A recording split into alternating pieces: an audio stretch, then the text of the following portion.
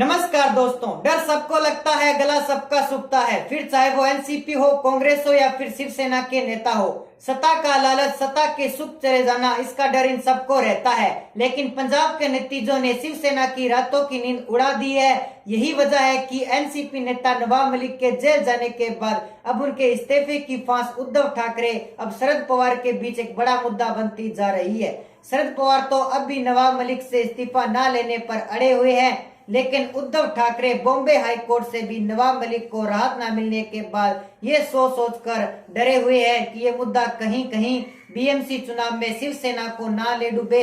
एक तो पहले से ही शिवसेना के नेता और उनके चले चौपटे ईडी और इनकम टैक्स समेत कई केंद्रीय जांच एजेंसियों के निशाने पर है, और ऊपर से नवाब मलिक का मामला है तो फंडिंग और अंडरवर्ल्ड से सांठगांठ से जुड़ा हुआ है। ऐसे में कहीं बीएमसी चुनाव में नवाब मलिक के इस्तीफे को भी बीजेपी सबसे बड़ा मुद्दा ना बना ले। खबर है कि इन्हीं सब के चलते शिवसेना के सांसद संजय राउत ने एनसीपी चीफ शरद पवार के घर जाकर एक सीक्रेट मीटिंग की है, और इस मीटिंग में उद्धव ठाकरे नवाब मलिक को लेकर क्या चाहते हैं उसका इस्तीफा जल्द से जल्द करवाया जाएगा। इन तमाम मुद्दों पर दोनों के बीच चर्चाएं हुई हैं। संजय राउत तो वैसे भी शरद पवार के काफी नजदीकी माने जाते हैं, इतने नजदीकी की कई बार समझ ही नहीं आता कि वो शिवसेना के प्रवक्ता हैं या फिर एनसीपी के। और फिर महाविकास अघाड़ी सरकार का गठबंधन बनाने में उनकी काफी अहम भूमिका रही है। ऐसे में सवाल कि संजय राउत क्या वाकई शरद पवार को नवाब मलिक का इस्तीफा लेने के लिए राजी कर पाएंगे?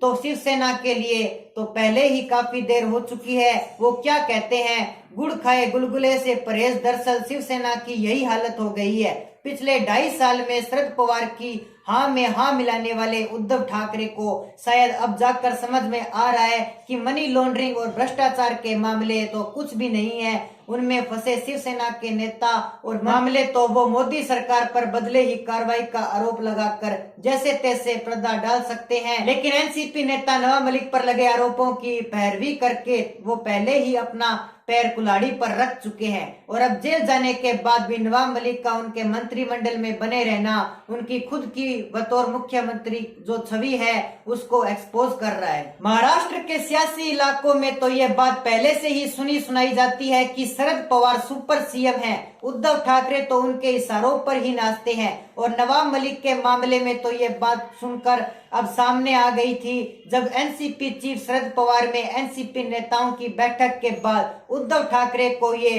फरमाना दिया गया कि नवाब मलिक से इस्तीफा ना लिया जाए। उद्धव ठाकरे तक ये संदेश पहुंचाने से पहले ही ये खबर मीडिया में आ गई थी, और अब नवाब मलिक का ये मंत्री पद पर बने रहना इस बात पर मोहर ही लगा रहा है कि उद्धव ठाकरे बेतार की कितने बेबस हैं कि वो अपने एक मंत्री से ना इस्तीफा ले सकते हैं और ना ही उसे बर्खास्त कर सकते हैं। फिर बीजेपी तो ये भी आरोप लगा रही है शरद पवार पर दाऊद इब्राहिम का दबाव है, और इसी के चलते वो नवाब मलिक को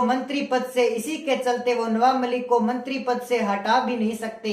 बस उनके हाथ में नवाब मलिक को मुंबई एनसीपी के अध्यक्ष के पद से हटाने का अधिकार था, और वो उन्होंने कर दिया है। फिर ये भी तो सच है कि बीजेपी चुनाव में एनसीपी दूर दूर तक कहीं न कहीं उसका कहीं जनाधार नहीं है। ऐसे में अगर शिवसेना और एनसीपी साथ मिलकर चुनाव लड़ रहे हैं तो फायदे की वजह शिवसेना का नुकसान होना तय है। अब सारा गढ़ समझ आने के बाद उद्धव ठाकरे को लग रहा है कि शुरुआत में फायदे का सौदा दिख रहा है, एनसीपी के साथ नवाब मलिक के चलते घाटे का सौदा ना बन जाए। इसलिए उद्धव ठाकरे ने संजय राउत को शरद पवार से मिलने के लिए उनके घर भेज दिया था।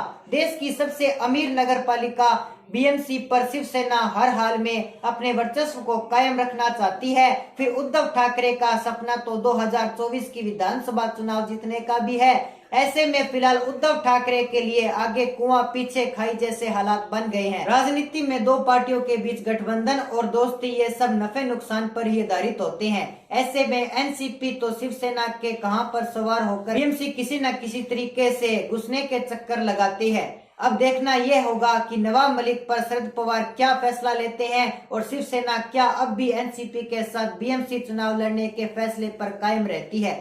दोस्तों, ऐसे में जो भी आपकी राय है आप हमारे कमेंट सेक्शन में जरूर बताएं। साथ ही हमारे चैनल को कर लीजिए सब्सक्राइब ताकि हमारी नए अपडेट्स आप तक पहुंच सके। जय हिंद, जय भारत।